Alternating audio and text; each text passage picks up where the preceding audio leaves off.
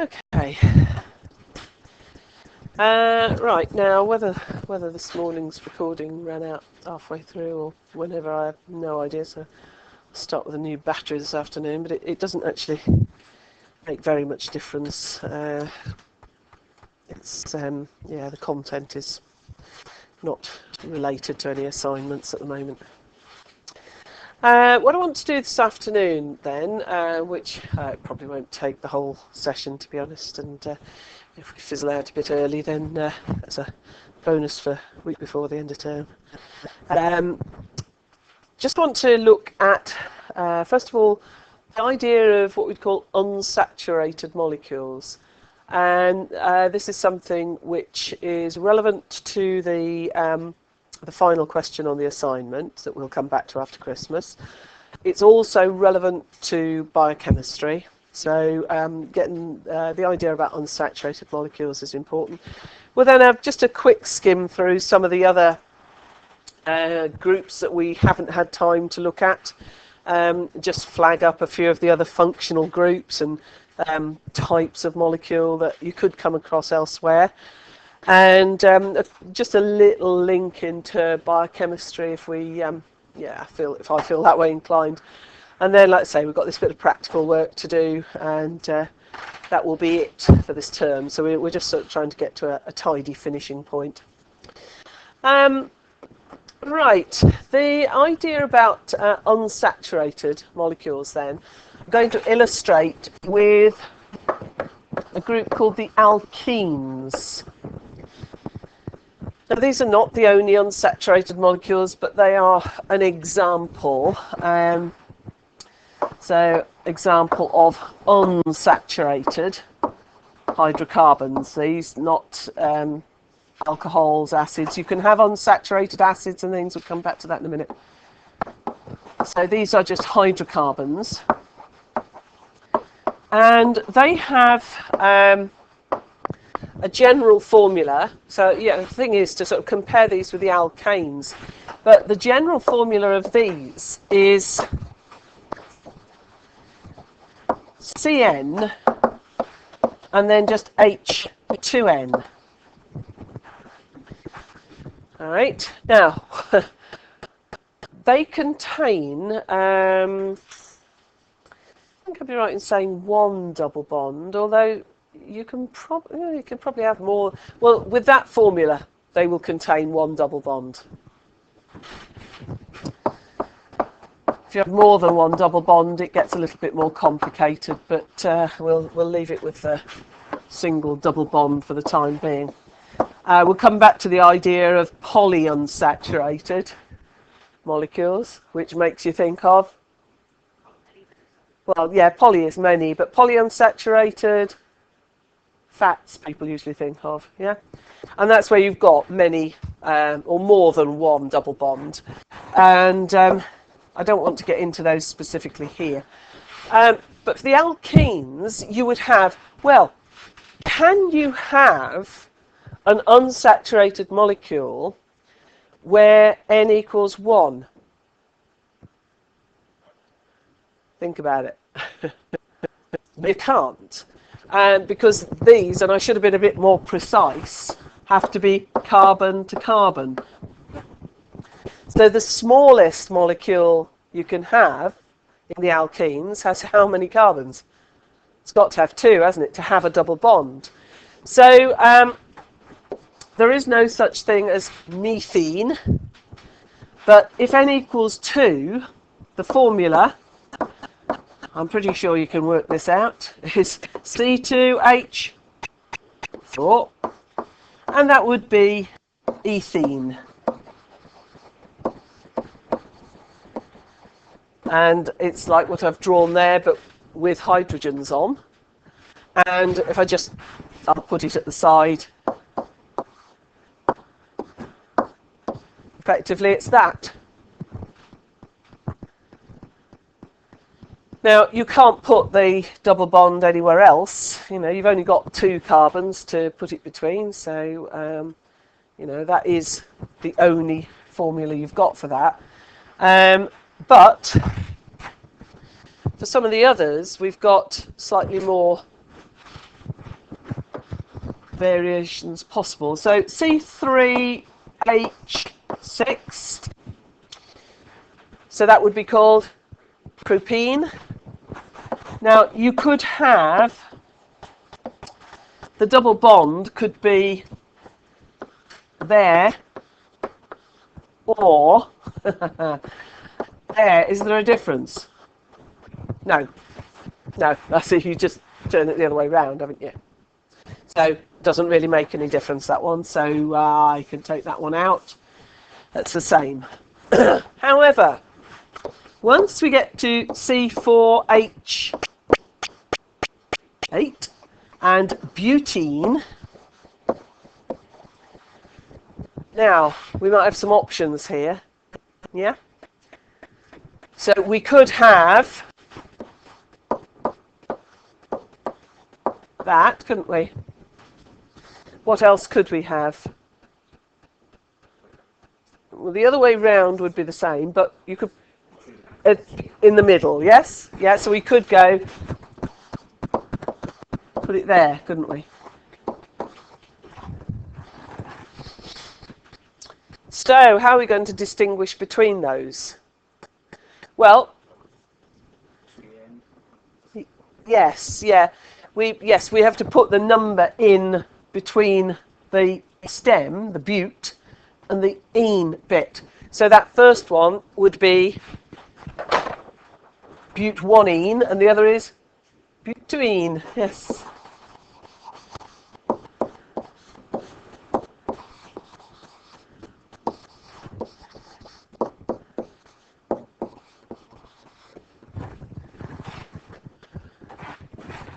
And of course, you know, you can put. Oops, doesn't want to do that. You can add branches on and all sorts of things as well. You know, you're getting to the point now, you know, where you can make some fairly complicated molecules.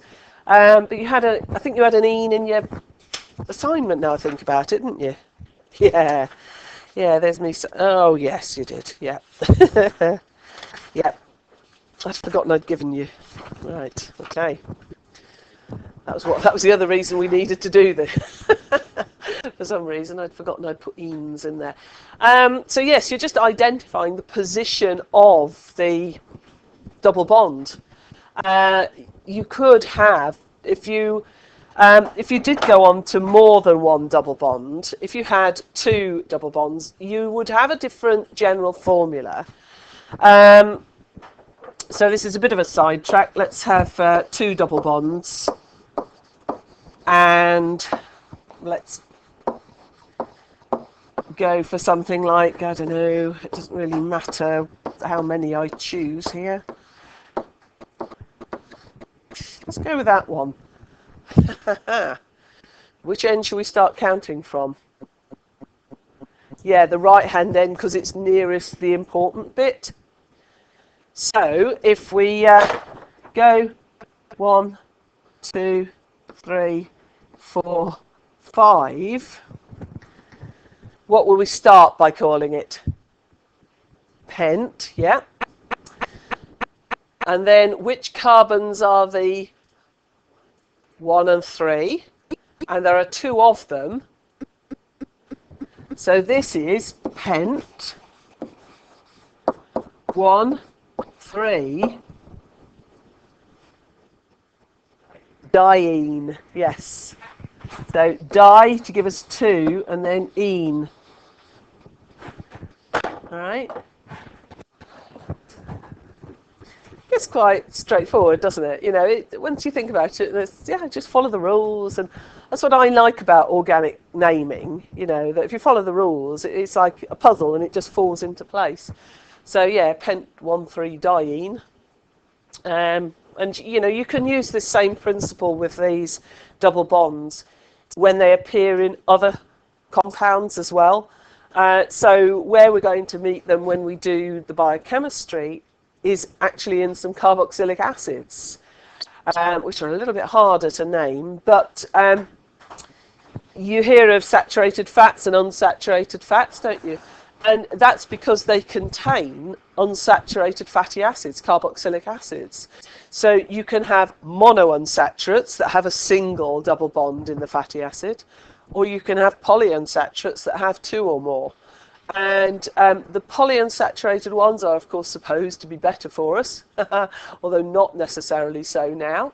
It's interesting how things have turned round somewhat, that we're actually being encouraged to go back to some of the saturated fats, like dairy fats in particular. We're being encouraged to return to butter. Butter is supposed to be better for us. We have a problem with the unsaturated fats in that they tend to be very soft. They're very often the oils, and oils are not very good for cooking with, baking with particularly, but they make things soft, and particularly for things like, say, pastry and biscuits, you actually need the saturated fats to give them that crispness, the shortness that they describe.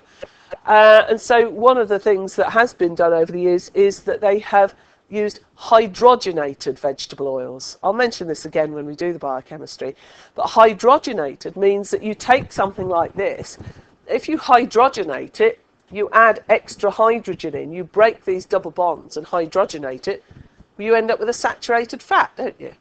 But there are vegetable oils which are more solid than a lot of the ones that we use.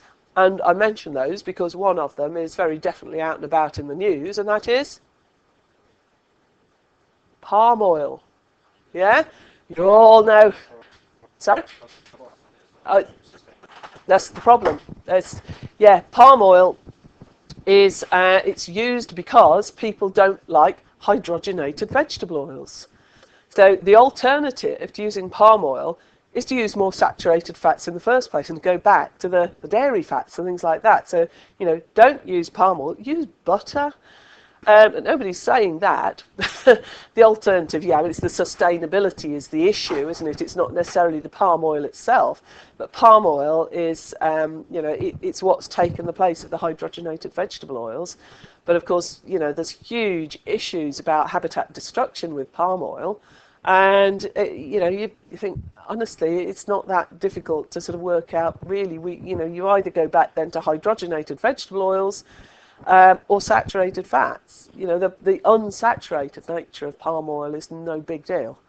So palm oil is in so many things I didn't realise. I must say, the recent sort of campaigns. Yeah, M&M's surprises me, but it is also, it's found in a lot of things like cosmetics and things as well, isn't it? And so I'm not sure you necessarily want butter in cosmetics. I don't know. Well, it's in there for a purpose. They don't put it in for no reason because it's got a cost, hasn't it? See, but so this idea of saturated and unsaturated, that's what this is about. And you can process unsaturated molecules to make them saturated. And the big debate over what's better for us or worse for us, that'll go on as long as we're about, won't it? Now, the other thing to raise here before I just start looking at some of the one particular type of reaction is the nature of a double bond. What's a double bond? We, when we were doing just our basic bit on bonding, we had this idea that, these are covalent bonds. And so it's about sharing, all right, sharing electrons. And you have the idea, a single covalent bond, you've got two electrons being shared, and they spend an equivalent amount of time around each of the atoms in the bond. Yeah. With a double bond, we have this idea that, all right, well, you've got two pairs of shared electrons, so they must spend, you've got all four of them spending equal time around. No, it doesn't quite work like that. A single bond, you have got, if you've got two carbon atoms joined by a single bond, this represents just, two electrons. And those are equally shared between the two atoms, so that the average position of them is where that line is. Rather strange way to draw it. But if you've got a double bond, you've got something completely different. All right, so that's a single bond. So that's single.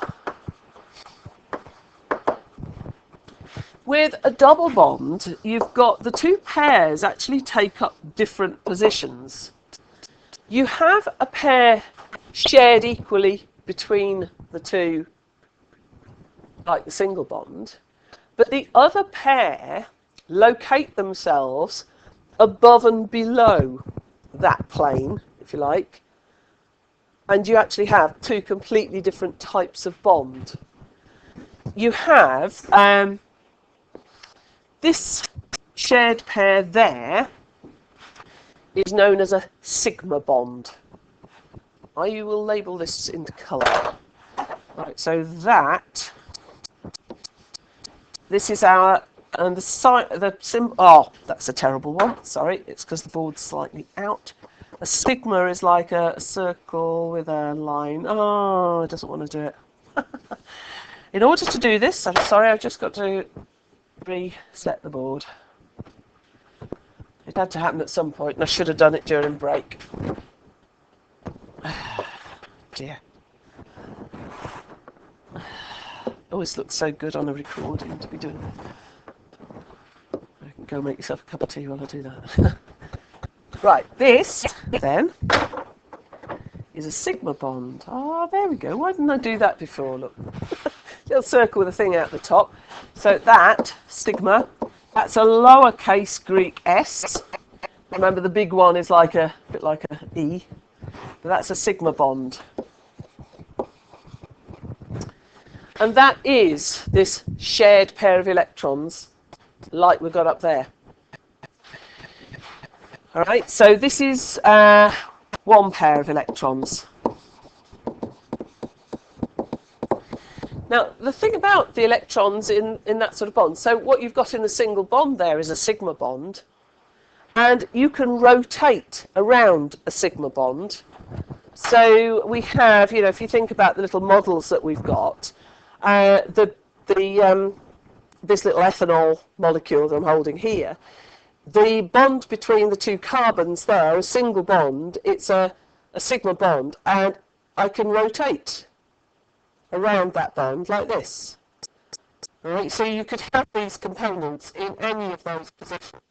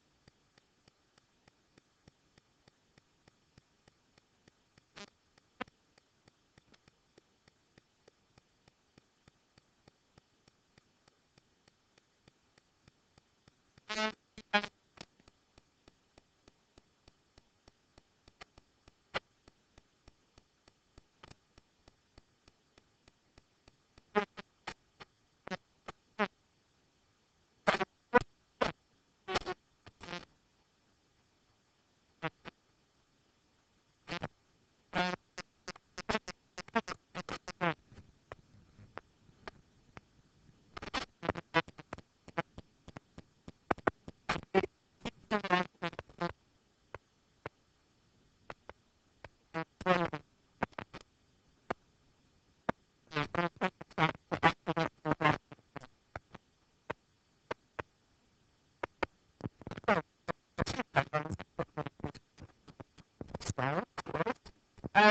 we were to start with our ethene, I'm going to draw it out so that we've got that.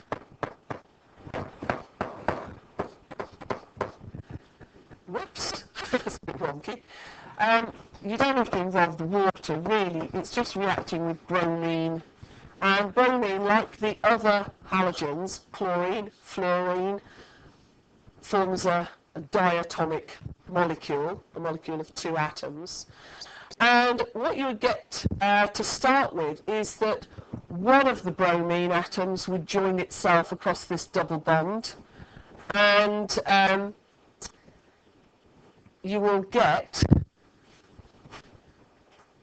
actually I think it joins onto both of them. Let's make an assumption that it does.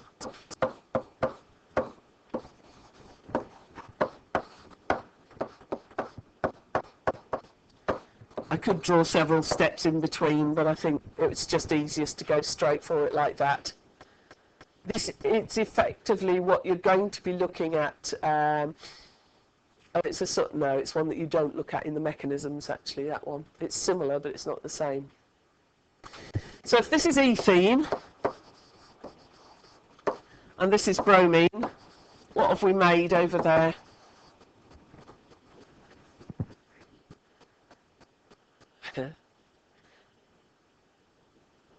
We've now got a saturated molecule. No, wrong way round, but very close. It's dibromo, not dimethyl. So if these were hydrogens rather than bromines, what would that be? If this is ethene, that would be ethane. But we've replaced a couple of the hydrogens with bromine, so it would be, dibromoethane. But we've actually got to say where the bromines are, because you could have 2 on the same, couldn't you? Yes, good. 1, 2, dibromoethane. Oops, that is a T, not an F in the middle there. So yeah, 1, 2 dibromoethane, and the way that the bromine reacts with that double bond is to attack. Really, it's that pi bond that's broken. The sigma bond is still there. This is the sigma bond, all right, over, it doesn't matter which one it is, but, that pair of electrons there is our sigma bond.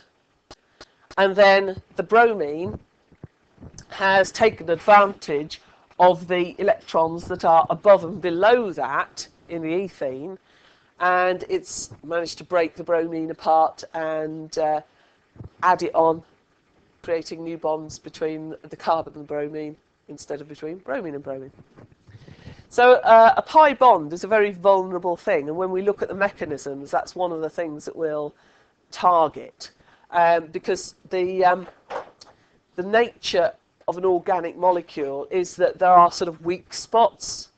There are bits that are really just not going to react. Like if you've got a long hydrocarbon chain, a lot of carbons with hydrogen attached, no double bonds, nothing like that, it's really hard to get that to react in any way. It's not very vulnerable. It's a very stable sort of arrangement of covalent bonds, and nothing much will happen. So you've got things like methane, ethane, all the alkanes. There's not very many reactions. I mean, we can force some substitution reactions, but we need a lot of energy to get that going.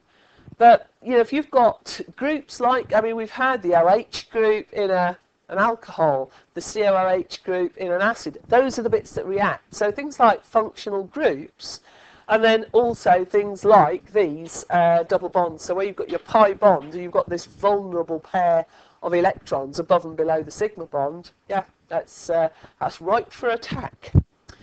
Other than that, there will be other things that we'll consider as well, but we'll move on from this, I think, for now. So the next thing I want to consider is really just some other groups, not really with any content, to be honest, but other aspects, other organic groups that we haven't really met.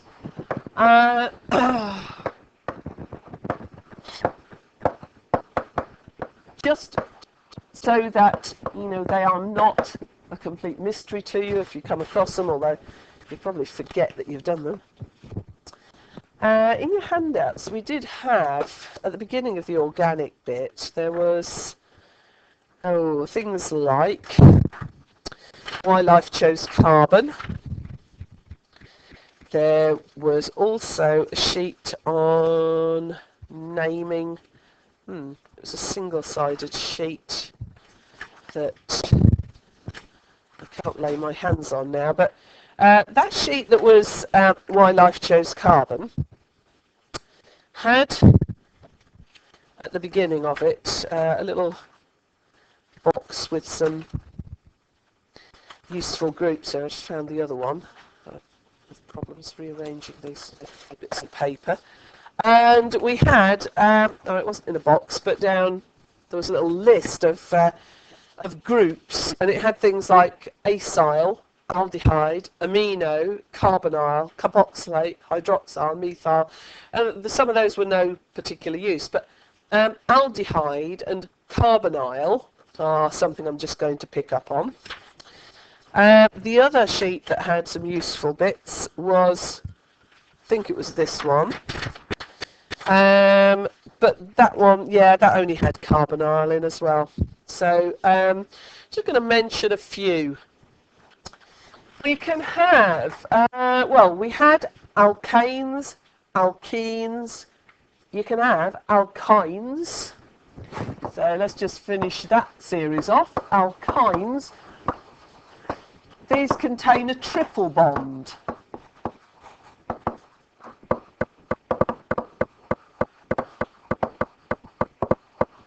So, I can't think of any good examples of alkynes. You can have aldehydes and ketones. I've mentioned those a few times. And these have a relevance in biochemistry because sugars are sometimes described as aldo sugars or keto sugars. Now, you might have heard of ketones and ketosis. Ketones they come from the incomplete breakdown of fats in the body sometimes, and sometimes when people are trying to lose weight, they talk about going into ketosis, and a keto diet and a ketogenic diet, and it is about breaking down fats and releasing these things called ketones, which is slightly dodgy because they can be quite toxic, so you always have to drink plenty to keep ketones on the move, actually. But aldehydes and ketones. I mentioned aldehydes when we're talking about the reactions of alcohols, that the body breaks down ethanol into ethanal, which is an aldehyde, and then takes that on to ethanoic acid, which is more easily got rid of. And that was the thing where I was saying, in Japan, genetically, they don't have the enzyme for getting rid of the aldehyde. And so, these are just, because they're words that we come across, I'm just throwing them in as a quick list. So aldehydes, these contain a group called a carbonyl group. And the carbonyl group is placed at the end of a chain in an aldehyde. But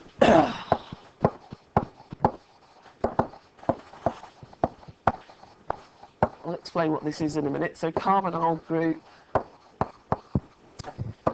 at end of chain, and this is where you've got a carbon, another carbon, and then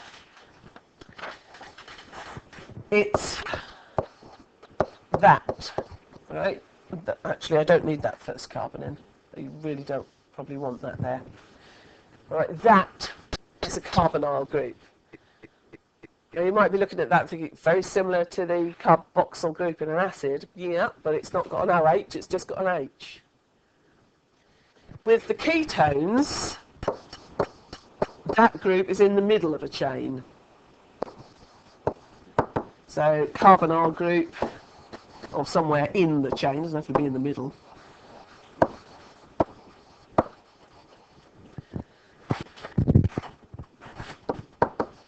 Say in middle of chain, just to identify from the end, really. And so what you would have here would be, you'd have a carbon with its oxygen there. It's the double bonded, sorry, those run each other a little bit, keep them separate. It's the carbon double bonded to the oxygen that's really significant here. That's the carbonyl group. Right, even with this one, the H is less relevant.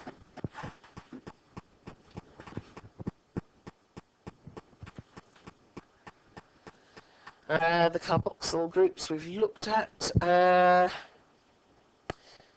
think what else would be useful, worth mentioning. So alkynes, aldehydes, ketones. We also have the aromatic compounds. Now, aromatic compounds are based on benzene. Benzene itself is really unpleasant. Aromatics based on benzene. Now, a little bit about benzene. The fact that it's got an ene at the end tells you it's going to contain double bonds. Right? It's not an alkene exactly, but benzene is usually drawn either, it's got 6 carbons in it and also 6 hydrogens. So it's actually C6H6, which means there's benzene, and you can draw it like that. And if you've got some drawing software for the assignment, you'll have seen that. Yeah? Alternatively, because this can change into, whoops, sorry, that was a bit wonky. That, I'm thinking, what's the difference? Well, what's going on with these electrons? They can't decide where they are. But these are pi bonds, of course. And what you actually end up with is, more often, it's drawn as a hexagon with a circle in the middle, just to say they are where they are. And so you get this like a sort of horizontal, if you looked at it edge on, you'd have your horizontal plane of your carbon atoms joined together with their sigma bonds, and a cloud of electrons above and below. So if you see that, that's a shorthand way of saying, yeah, these keep switching around, they're all over the place. And you may well have seen that as well. So that's why I thought I'd throw that in. What else can we put in? All sorts. Now, we've already covered quite a number of things that are going to come up in biological chemicals. We've got the alcohols, because the backbone of every fat molecule is glycerol and alcohol. We've had the carboxylic acids, also in the fat molecules. This idea of aldehydes and ketones, this describes some of the sugar molecules. The thing with sugar molecules, if I can have my glucose lurking about here, is that although I always wave this model around and it's a hexagonal shape and it's obviously a ring, it doesn't always exist in that ring format. It can be a straight chain molecule. And it's this oxygen here, which is where it actually, there's a it starts life as I've run out of, I have no idea where that, oh that, hang on, if I put that down there, you have no idea what I'm doing, I can tell. And I now double bond my oxygen onto that, right, it's just changing a few bonds about. But right, if that's my glucose before it turns into a ring, what sort of molecule is it? It's on the board. It's this one, the ketone. It's got, if I draw it, sorry, if I hold it that way up, you can see carbon, carbon with a double bonded oxygen, and then another carbon. Yeah. So that is a keto sugar, and that ketone group can then be used to, I have no idea what I did. Oh, let's just go with it, and hopefully I know what I'm doing. My biochemistry is a bit rusty, but let's see if I've got back to where I was. Yes, by reacting one end of the molecule with that ketone group, you can make the ring. Honestly. So, aldehydes and ketones relates to sugars. That leaves one or two other things. Proteins, particularly. Nucleic acids, we'll have to skip those for today. But biological chemicals, quite significant, really. They cover a lot of what we've already had up here. And a good example would be the basic units of proteins. Now, they are carboxylic acids, but they're known as amino acids. So I'll put that in as an example. And amino acids, their general structure is that they have a carboxyl group on one end, and I usually draw it the other way round, so that feels a little bit odd. Then they have a bit in the middle that's very variable, so we use R to show that the things you can put at that position vary from something as simple as a hydrogen atom to some of these aromatic rings, long chains, all sorts can go there. But on the other end we have this thing, and it's that there, that NH2 group, right, like that. That's an amino group related to ammonia. But other than that, this amino acid, it's got this group that we recognise. This is our COOH. So that's our carboxyl group. So that makes it an acid. Oops. Carboxyl group.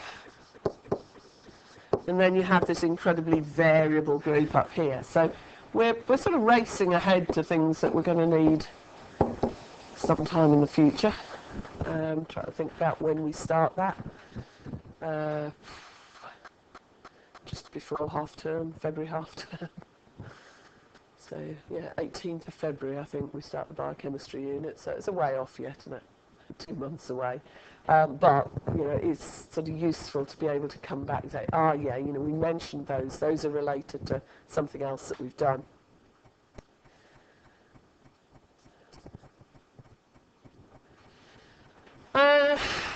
Right, I could ramble for ages about biological chemicals. There's no point because we've got a whole unit on that.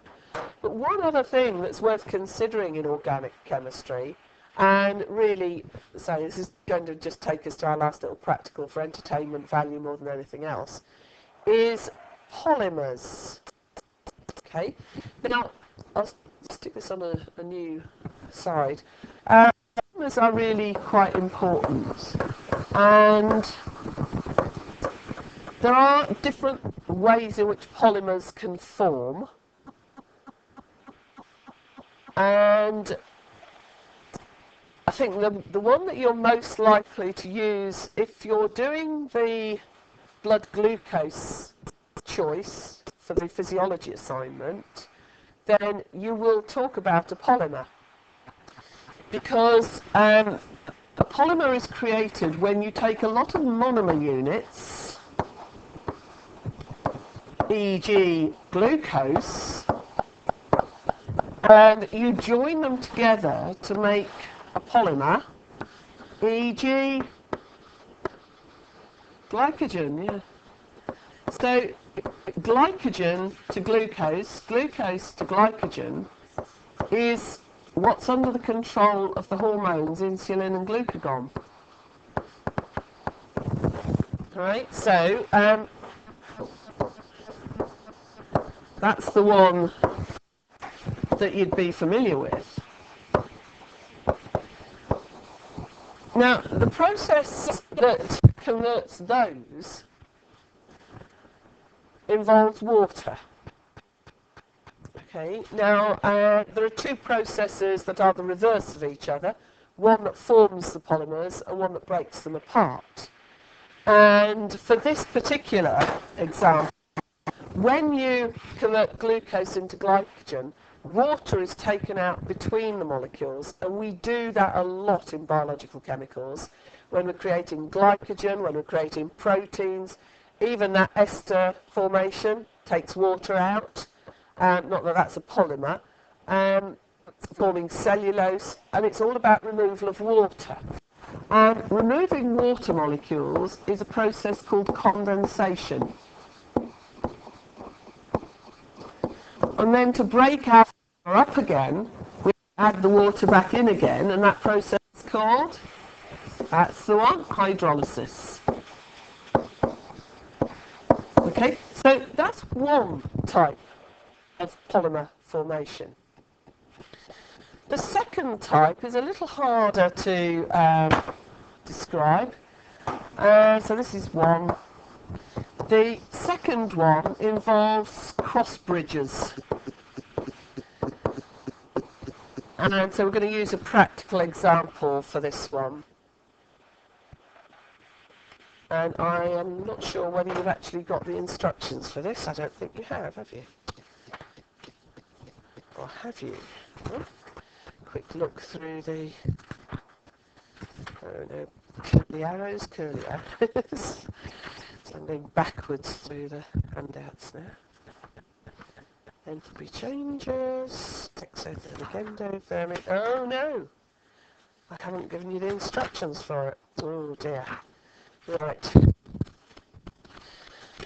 Okay. I'll have to find the instructions for this. And I'll explain it to you. Actually, the instructions should be on the trolley. Bear with me, I'll go and find them.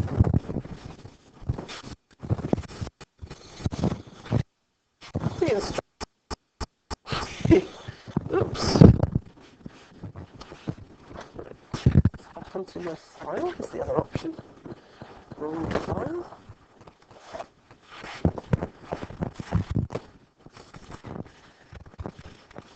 Drops at the back of the file.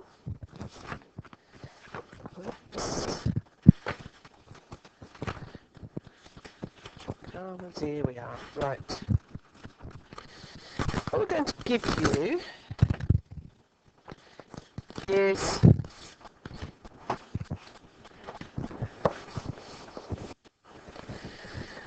we're going to give you a polymer called sodium alginate.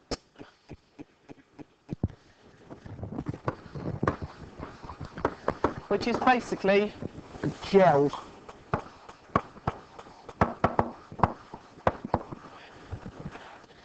And what you have with sodium alginate is a polymer that starts off like, I'm just going to draw what's on the instruction sheet here. You get, there's most of the molecule, and then you've got that represents COO, and then there's a sodium ion attached to it. Then we have another one that sticks out up there, so COO and a sodium ion, and then, whoops, COO and a sodium ion, and, oops, COO and a sodium ion. And we can have as many rows of these as we like. Oops. And so I'll have more here. And we'll stick those. I've got to try not to get them crashing into each other on this particular bit of the diagram. Let's see. And I could draw as many of these as I feel like. We'll stop about there. So these molecules, these circles just represent a more complex part of the molecule. They're joined together in long chains. So a bit like glucose being joined into the long chains in glycogen or cellulose or whatever. Now, if you put sodium alginate into a solution of calcium ions, the calcium actually replaces the sodium ions. Now, what's the difference between calcium ions and sodium ions in terms of their charge? No? Nope, not positive, negative, no. They're both positive. Sodium is 1 plus. What's calcium? Calcium is 2 plus, yes. So, what the calcium does is to displace the sodium. But because it's got 2 pluses, you can get 1 calcium actually between 2 of these strands. So, if calcium displaces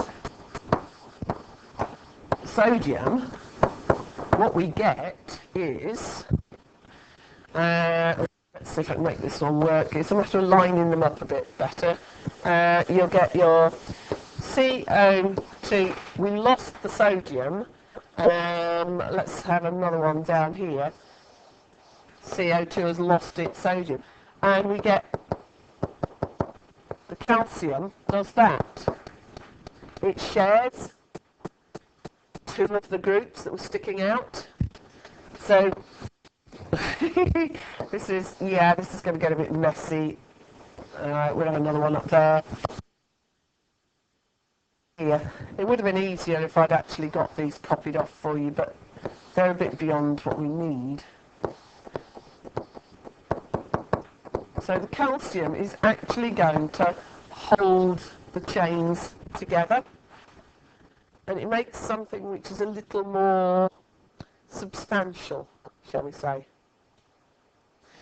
So what you're going to do is you're going to squirt using some squirty birdies. You're going to squirt some of the original polymer, the sodium, the long strands of polymer with the sodium ions, into a solution of calcium ions. The calcium will displace the sodium, and you'll see what happens. You can then reverse that by putting the product that you make into a solution of sodium ions. I don't want to give too much away because you're going to enjoy it, I hope.